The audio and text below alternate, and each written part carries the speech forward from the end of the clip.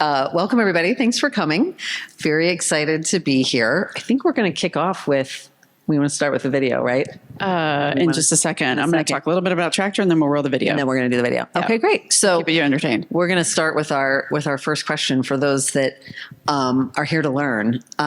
We're just going to start with a very easy one. Tell us a little bit about Tractor Supply. What is Tractor Supply? Ooh, great question. How many of you have been in a Tractor Supply?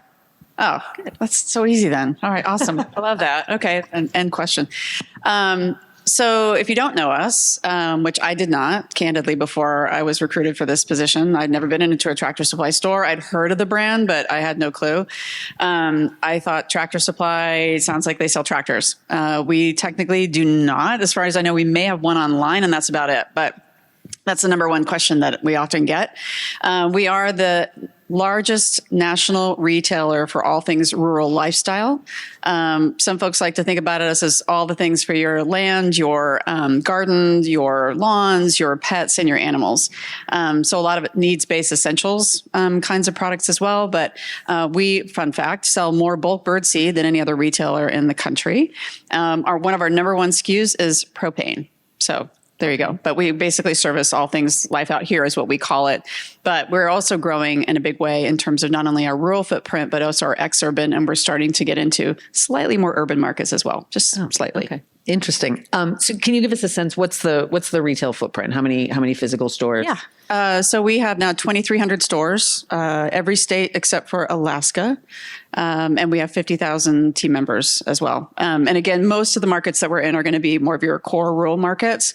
Think those other kind of farm and ranch retail sort of footprints. But like I said, we're also growing in terms of our ex-urban and, like I said, a little bit of urban, but mostly ex-urban areas across the country. Okay. So that space between rural and urban is kind of where we've seen a lot of growth just nationwide in the past couple of years. Okay, great.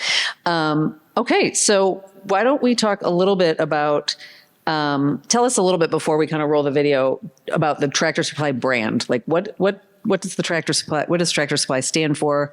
What do your customers think when they, hear Tractor Supply? Yep. One of the first things that I learned when I joined the company is that a lot of folks think about Tractor Supply as their local store. So one of the things I think that makes us different, we don't have actually a head-to-head competitor in the same space as we are. In other words, there's no national rural lifestyle retailer of our scale. However, on the other side, we are actually known for being really much a hometown brand in the markets where we serve. We like to talk about serving the communities that our stores are in. We hire local. We love our customers. We do a lot of events with think 4-H and FFA and all kinds of different groups like that. So we have a really unique blend that really no other retailer has exactly. We have slices when it comes to pet, when it comes to home improvement, big box stores, a slice of kind of the Walmarts and some of the groceries of the world, and also other farm and ranch retailers. But nobody has that perfect blend. And I would say it's really our secret sauce, that and our mission and values and our culture. And I know we're going to talk just a little bit about that after we roll the video. But it's a brand that's almost 87 now years old. Did start out, I should have said this up front, but started out as a supplier to farmers for all their tractor needs. So there is a method behind the madness of the name itself. But it's something that a lot of folks, like I said, know us for Carhartt beanies, know us for mulch and lots of other things in addition to that. So, okay. You want to roll the video? Yeah, let's roll it. We have a video. The voice of God. At Tractor Supply, we understand that out here, no 2 days are the same.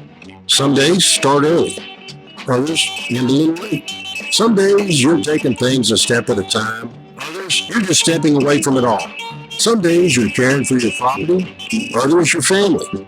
Either way, you're ready for whatever comes next. At Tractor Supply, we'll help you make the most of life out here. No matter how you live it. Tractor Supply, for life out here.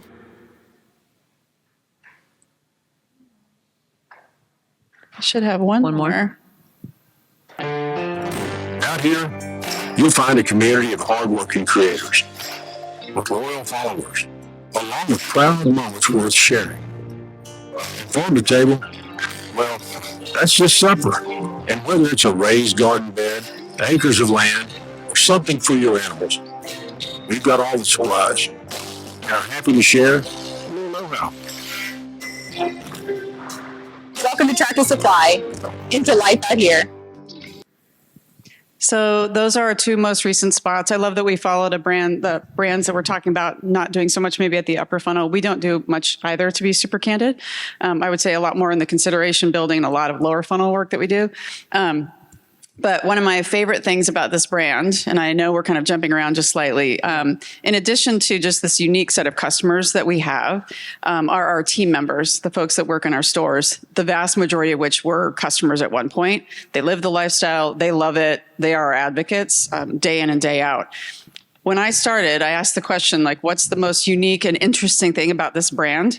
Besides the fact that either A, you know us and chances are you talk about my Tractor Supply and how much you love it, or B, you're curious about Tractor Supply, is really the way the brand makes you feel, especially when you step into one of our stores. And I asked about our creative, and I went through it all with the team, and I said, I'm kind of surprised that we don't talk about the one thing that makes us so different, and that's kind of the theme about authenticity and brand advocacy. You won't find a more passionate, awesome, hardworking, like super loyal, diehard fans of our brand than those folks that work in our stores, in addition to our most, long-term, high-value customers. That's what you just saw in both of those two spots. So when I started, I said, we're not going to hire paid actors. We're not going to have even like the dogs and the cats and things that you might see in our spots. And any of the animals, by the way, they are all legitimate. They're all authentic. They are on the clock, just to be fair. We do pay our folks to be in our work, but Sid, who you just saw, Sid Neff, she's in one of our Florida stores right now, one of our store managers. She has been waiting for the last year to be in one of our videos. We have a little talent call that we do once a year with our annual sales meeting, but anytime if anybody's interested in being part of any of our work, our social work, our digital, things that we do for our .com, et cetera, our Neighbors Club membership, any of that, they are very welcome to reach out to me directly and our creative team, and we do it all pretty much in-house. So I just thought I would mention that. So that was the last spot we just released in the last couple of weeks for March Madness. You might see us. We're in 11 markets across the country. Again, super targeted, much more about consideration building. But what makes it so really cool, again, is like that was filmed on a family farm. They have been lifetime customers of ours. They love us. Their daughter's a FFA president. Their son was so cute. So he was right in the beginning of that last spot. I've never had anybody write a thank you note for being in a spot that we've done before. Team members just shout out and say thanks, but he wrote a hand little card, and so did his sister, saying, thank you so much, Tractor Supply, for including me. I am born ready to do this, something like that. It was so cute. I was like, oh my gosh, like handwritten. So they're very, very proud. So it was great. It was like, thank you for letting us spend all this time at your forum and do all these fun things. So they welcomed us. They baked us some cake. It was really fun. So anyway, that's the authenticity that this brand has that I don't think any other brand that at least I've worked for has in that same way. Okay, well, that's very nice. And I do still love a handwritten thank you note. So let's talk a little bit about how that brand authenticity kind of translates into, what you do in the stores. So I know that you have, your loyalty program, which when we were, kind of talking about what we were going to do here, most retailers have a loyalty program these days. It's kind of table stakes. So what do you do that kind of extends that and makes what you're doing more special? Yeah. So Neighbors Club is our loyalty program, in case you haven't heard of it. It is about 5 or so years in the making. It started off as just basically like your typical kind of rewards, you earn some points, that kind of thing.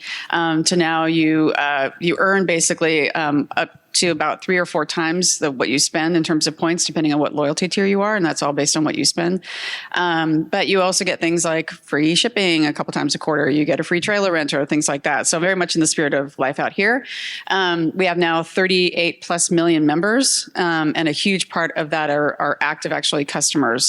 So it's a really pivotal kind of piece of what we talk about in terms of that neighborly feel that you have with the brand, that you feel like is something that's very rewarding and about you and all those good things. But to answer your question about the store, so rewind. I came from a background about 20 years in automotive marketing. I have to kind of set this up because I love cars. And I just do. I love cars. Not all cars, but I like the engineering that goes into them. It is why I got into the industry to work on the first generation Prius forever ago. I worked on 5 car brands. But the one thing that I couldn't get excited about, as marketers, hopefully all of us in this room, you're excited about what you do in some way, shape, or form.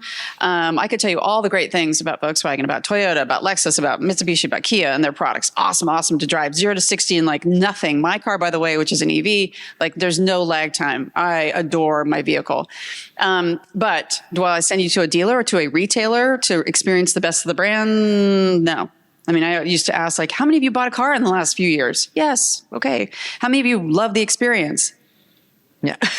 Not so many, and I know there's good dealers out there. Don't get me wrong. And again, I have a lot of appreciation for the industry. But the one thing I tell folks about Tractor Supply, if you haven't already been into one of our stores, please go in one, because it's the best way to experience who we are. And it is so authentic and so real and so genuine. You will be greeted. We have this kind of thing we call gura, which basically means when you come into our stores, they will greet you, depending on what you need. If they know who you are, which most likely they will, they may ask, what are you coming in for? But not in an overly pressure, high sales kind of thing. And then they'll recommend something that's right for you. And then eventually they'll ask for the sale or advocate for something that might be right for you. So the best way to know our brand is to be in that store. I don't think a lot of retailers can necessarily say that. And I don't think they can say that, our store is like the best of the 86 plus years heritage that we've had. It's like a hometown general store, but you can buy online and pick up on store. If we don't have it, chances are we have over 300,000 SKUs in our omni-channel kind of portfolio. We'll find it for you. Oh, you can't put that grill together? No problem. We'll have it ready for you. Give us a couple of hours. No problem. Can we actually deliver it to your home? Absolutely. So you get that real high touch experience that I think, again, lends itself really nicely to authenticity. It feels like you're stepping back in time just a little bit in some ways, but in a really, really good way. And our team members actually really care, which is not something in my previous life in automotive I could say about a dealer. I mean, yes, I get they care about the sale, but from a customer standpoint, it just feels so different when they welcome you in by name and they ask how your grandkids are doing, how your dog is doing. By the way, any animal, as long as you're on a leash, is welcome to come into a Tractor Supply store, which also lends itself just to kind of that nice feel. You can't say that about Walmart and other stores. So yeah. Okay. So you've talked a lot about, kind of that authenticity and how that translates into the customer experience. What else is your, team working on from like a marketing and brand perspective, that we'll be able to see over the next couple of years, again, kind of translate into that customer experience in the stores. And then, and then kind of an add-on is, and what have you already done since you've been there, that you're really proud of, aside from the real life actors. Yeah. Yes. No. We've really modernized a lot of the way we do marketing. So our go-to-market strategy has been completely kind of revolutionized and turned upside down. We think about it as we used to do circulars well before my time, but before COVID. So every week there was a different, print circular that would come out in our stores. We're completely digital now, which is not surprising. We do a ton more social content. So that's another way that we've really brought this brand to life. If the best thing about your brand is literally like experience it firsthand, we want to tell that story. And we weren't necessarily all the time. I think we could do a lot more in terms of storytelling. And that's really where our focus is going to be. How do we tell a really interesting story about a heritage brand that's been around for a very long time, but every time you go into the store, you will find something different and new. You will learn something new if you want to. There's probably something in center court, the center of the store, that's probably going to be new. So we always bring a little touch of freshness and something different. And if you've been doing something like, so our right-hand side of the store is all about clothing and gift and apparel.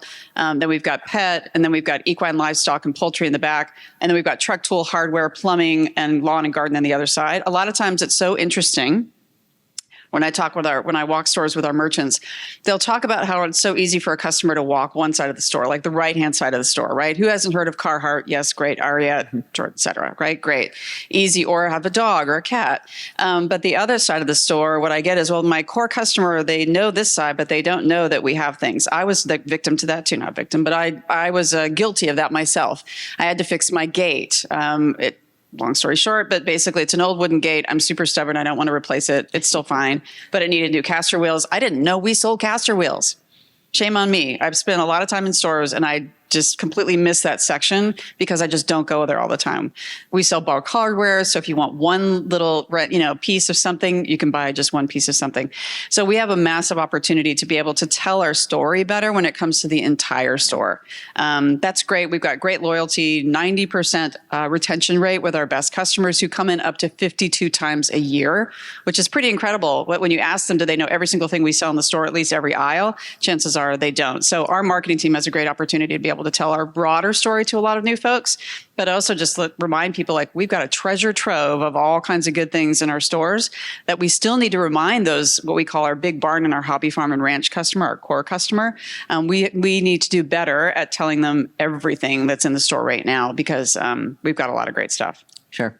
And so talk a little bit about, as you kind of roll out some of your initiatives and the opportunities that you have, of course, I have to ask, what sort of like technology are you embracing, whether it's in the marketing and brand role in the stores, to really kind of amplify not only what you're doing, but also that customer experience. Yeah. So one of the things that we're going to be working on in addition to storytelling, kind of bring our brand to life in some really fresh and different ways, new products that are coming out, can't talk about them, but we've got some really cool co-branded things that are going to be coming out in the summer and then again in the fall and then into next year. So again, that newness and innovation is going to continue. So we're going to be doing a lot of fun things there, but also personalization. So I mentioned the left and the right hand of the side of the store as being pretty different. In addition to that, you have something like, I know a lot of people have heard about, eggflation and avian flu and all the reasons why eggs cost us a lot more than we would like right now. And that's led to a ton of people coming in our stores for baby chicks. Now it's like, we saw this during COVID too. People are literally, no pun intended, flocking to our stores to buy the chicks, right? It's like, oh my gosh, egg prices are crazy. It's like $12, et cetera, for, I'm going to do some poultry. So some backyard, poultry raising, which is really super cool. So, but if I'm a poultry customer already, I don't want to hear necessarily about starting my flock. Or if I'm starting my flock, I don't necessarily need to jump way in and say, well, a year after you've had your flock, here's what you need to do and all the things to care for them and keep them entertained. Which, by the way, fun fact, poultry, I think now is the number 3 pet in the country. There you go. Household pet. Who knew? Okay. I think we're partially responsible for that in addition to a lot of others that do their own flavor of chick days. But chicks need toys. And our number 1 SKU right now for chicks, you will probably never guess unless you come into Tractor quite a bit. It's a disco ball toy. There you go. Something that you can take away from this session. Disco balls. For chickens. I do not have chickens for the record. But anyway, so personalization is going to be a huge thing that we're going to continue to invest in.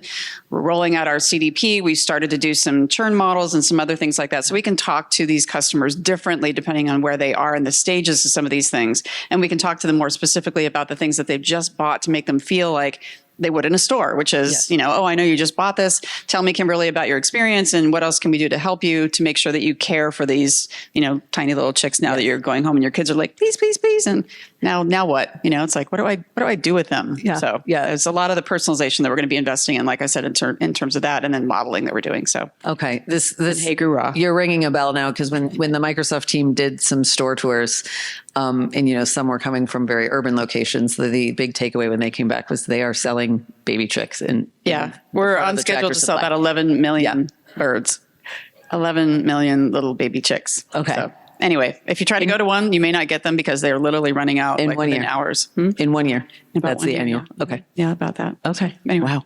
It's a lot. But you meant we talked a little bit about a technology that we built upon Microsoft Azure Cloud, which is called Hey Guru. So I mentioned before that greet, uncover, recommend, and ask.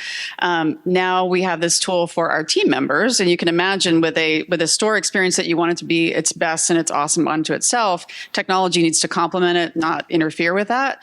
But the reality is, like every other retailer, we have folks that are turning over, right? That are leaving our stores and then coming into our stores. And it's awesome to be a clothing, gift, or pet expert. It's hard to be a welding expert. It's hard to be somebody who knows about all the things for plumbing, if that's not your background. So Hey Guru literally allows you in your ear with a little Theatro device to ask that question. So if Kimberly is a potential customer and we're talking about plumbing and she's got just some basic need that she has right now, she might say, what kind of tool do I need to just fix this small leak that I've got in my toilet? God, awesome for you. Yeah, Okay. great. You come in, and so I might say, let's walk over there and we'll kind of figure it out together, versus as we're walking, I may say, hey, Gura, what's the best way for me to tell this customer to help them with their toilet that's got a small leak in it, et cetera? Or what's the best fertilizer to use for this kind of, backyard, or those kinds of things. Thousands upon thousands and thousands of questions that our team members can ask. And it's all closed within a model that we populated with the top customer questions that we get. That's where we started from. So that's a great way to kind of talk about technology being just enough and adding to the experience without making it feel like it's kind of third party, kind of creepy right or in your something face. strange Yeah. like that. Right. Yeah, exactly.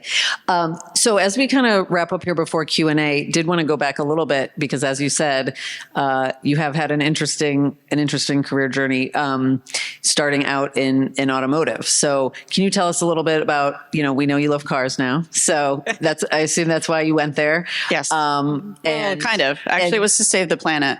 Okay. We'll talk about that another time. But I did environmental work. So when I graduated undergrad, I did environmental work for a number of years. Okay. It was actually the first generation Prius that got me into automotive, because I wanted to literally work within a corporate environment, doing something that I thought would actually change the game of automotive, which it certainly did.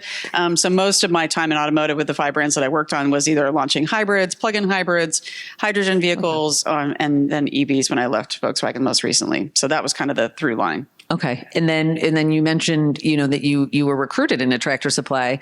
Ultimately, what was like the biggest, kind of challenge coming in, but before that, what kind of sold you on going to Tractor Supply? Like, and making it was that the same leap of thing. industries. Yeah. I love that question. My preconceived notion of what I thought Tractor Supply was. I figured okay, we sell tractors and all the things to go with it. I have no clue about any of that. And it was so funny. My friends that saw this on LinkedIn, I'm going to Tractor Supply. They're like, oh, so you're staying in transportation. You're just going to tractors, like farming equipment. This does not seem like your brand, KG, but okay. Are you launching like a hybrid tractor or an EV tractor? Like, what's going on there? And I said, no, that's not that at all. When I walked into a store for the second time, this was with Hal, our CEO, the way that he introduced himself to our team members, the way that I interacted with folks at the store, I've never felt like that before at a retailer, like full stop ever. I tell anybody, if you're ever interested in how, do I take this career path or not, go to the source, so to speak, and see how you feel. And it was amazing. And I thought this experience is really unique and different, and super different than automotive. Still retail, but in a really special and different way. And I love meeting our team members and hearing their stories and seeing the chicks and all the things. So I was sold. And I was looking for change anyway. I'd been in automotive for 20 plus years. There's only so many cars, 100 plus, that you can launch. Right. Even though it was really cool. Okay. And I like to do donuts in like 0 to 60 in like no time at all. Oh, you smoke sound like anybody fun. with the exception of a Tesla. I can't smoke one of those, but off the line, I can pretty much like boom with my little Volkswagen ID4. All right. So closing thoughts before Q&A. Tell us, kind of what's been your like biggest lesson learned, and it can be throughout your career. And what kind of advice would you impart to those looking, maybe even just starting out or mid-career in marketing? I would say know your story. Like, that's simple too for marketers, because a lot of times we're telling our stories of our brands, but know your own personal story. When I interview every single person that comes onto the team, doesn't matter if they're a contractor or a summer intern or a vice president, everybody. I'm the last stop, so to speak. And why I do that is because culture is huge for Tractor Supply. And I want to make sure that I see that in how they talk about themselves and how they talk about their excitement for Tractor Supply and coming to work for us. It also means that they know me before they start, which I also appreciate. When we have a team meeting, we do introductions of anybody new. I want people to feel included. My story is I moved a lot as a child. I was a, single parent. My mom, we all kinds of places that we lived, and I went to 4 different high schools. So I know what it's like to walk into a room and not know anybody and feel a bit like a stranger, and you're not quite sure where to start. And so I want to make my team feel from day one that they belong and they matter. And I look at each individual person, and this is my advice that I got and that I try to do every single day and every single week at work, is remember your job title is one thing, but we all have life experiences that we bring to the table outside of our job titles, right? A lot of times, what do you do, Kimberly? What do I do? We start with that, but there's a lot more to all of us that we have to offer. And so when I ask my team, hey, okay, we've got a challenge. We've got, we're not quite where we want to be for the quarter. We need to up our game. What else can we do in Neighbors Club? What else can we do in stores to get the word out about something and get our team members excited about it? It is never, I'm not going to my loyalty team. I'm going to my digital team. I'm going to my social team. I ask everybody you that question and I say, remember guys, I don't care what your title is, how long you've been at the company, what your background is, doesn't matter to me. I want everybody to feel like their ideas matter, and creating that culture every single day is, I think, a gift that marketing especially can really give to talent and up and coming marketers. Yeah, absolutely. That's one of the number one lessons to take away, from the retail industry in general, is always have an opinion and make sure that you I say have a point of view. have a point of view. Have a point of view, and make sure that you feel comfortable expressing it. So that's great. Okay.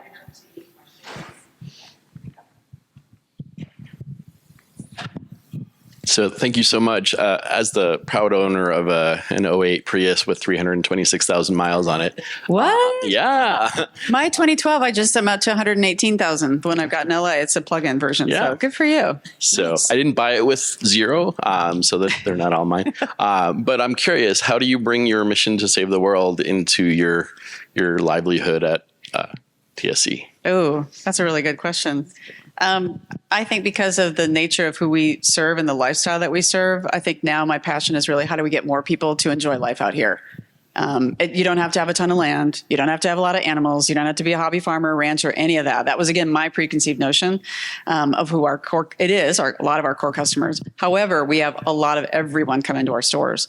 And so for me, I don't maybe necessarily say saving the world anymore because it sounds like it's something from maybe the 1990s. I don't know.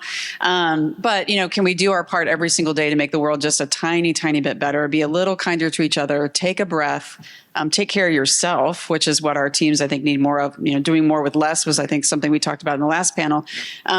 That's really hard when you've got, a stack of more and more things. We keep adding more as marketers, right? We don't take anything away, and then the budget keeps getting smaller and smaller, and the hours in the day feel like they keep going by faster and faster. So I tell people, if you take life out here for face value, it means you're putting down the technology more and more. You're just getting outside just for a break, whatever that happens to look like. You can have a little patio, you can have a little backyard. You can have a whole ton of land, does not matter. Do just a little bit of that. Take care of your own self, because that's the best way for you to rejuvenate and make sure that you're taking care of others too. And I still drive a EV and a plug-in in California, and my husband's now going to get an EV too. We have time for one more quick question. Any other quick questions? Quick emphasis on quick. Yes. What's been so your loyalty? I'm saying that because we know each other. We know each other. Sorry. But no, It's not a plain question. your loyalty program is amazing, and it gets a lot of press. Like, what if you had to give just key nuggets on how it's been so successful and how you've gotten the whole organization to engage in it? Like, what advice would you give people that maybe only have 3 or 4 or 5 million or 10 million and they want, I've watched you grow from 0 to 37. It seems like every month there's a new million added. And how are you able to grow it like that? Yeah. I would say in a nutshell, we always start with the customer, which is a really easy thing to say, but it's so true for ours. We do a lot of customer listening. We have panels, we have focus groups. We spend time in stores a lot asking our customers. So every year we're refreshing that program and asking people literally what's important to you, what's not, what is it that you like about it? We ask our team members the same thing. Many of our stores have about 80+% penetration of Neighbors Club already. So the hard part for us now is how do we keep growing that incrementally? New stores is one thing, but new customers is another. And a lot of times we talk about the new things that are happening. We just launched Hometown Heroes. So this is our way in our communities that we serve. Military veterans, first responders, really super important. So we have an element of our loyalty program that now incorporates Hometown Heroes. So we talk about that a little bit. But, I think we're very fortunate because we already have high loyalty by definition. Neighbors Club is just an extension and a reflection of that offers some tangible benefits to our customers 100%. I think the other thing is, how do you make it meaningful to folks, as we did this past year, where you used to have to spend $1,000 to get to your first reward. Now you only have to spend a couple hundred. So something as small as that, so that people can see that return a little bit sooner, is really meaningful for our customers as well. So our team members know it. They love it. They really appreciate it. It works for our customers, but it could always be working better. And so even though it's successful, and we're very happy to add about 5 million or so per year to it, we also want to increase our number of inactive customers and lapsed customers that are part of the program. So we also have our own challenges when it comes to some of those things. But we're lucky we can lean into a brand that people already love and they're very loyal to. And the program just needs to be an extension of that too. Great. Well, thank you, ladies, so much.